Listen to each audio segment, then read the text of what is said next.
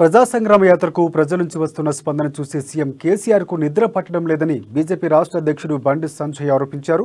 ప్రజలకు ఇచ్చిన హామీలు అమలు చేసేందుకు టీఆర్ఎస్ ప్రభుత్వం దగ్గర డబ్బులు లేవని విమర్శించారు.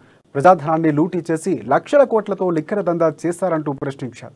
దేశమంతా కేసీఆర్ కుటుంబాన్ని చూసి అసహించుకుంటుందంటూ అని అన్నారు. లిక్కర్ స్కామ్లో ఎమ్మెల్సీ కవితను సీబీఐ అరెస్టు చేస్తే తెలంగాణ సెంటిమెంట్ రగిలించాలని కేసీఆర్ కుట్ర పన్నుతున్నారని ఆరోపించారు.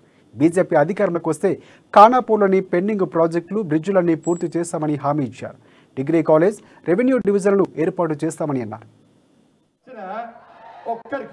ఒక్కరికి మరి మోడీ గారు డబుల్ బెడ్రూమ్ ఇల్లు కట్టిమని పైసలు ఇస్తే చంపుకుంటారు. మీకు డబుల్ బెడ్రూమ్ కట్టేయడానికి పైసలు లేవటక్క, మీకు పిల్లలకు ఉద్యోగాలు వేయడానికి పైసలు లేవట, మీకు నిరుద్యోగ వృత్తి చేయడానికి పైసలు లేవట, మీకు జాగాలు కొనియడానికి పైసలు లేవట, మీకు రుణమాఫీ చేయడానికి పైసలు లేవట, మీకు దళిత చెప్పాడు. తెల్లారులేస్తే మోడీ గారిని తిట్టుడు, కేంద్ర ప్రభుత్వాన్ని తిట్టుడు, టైం పాస్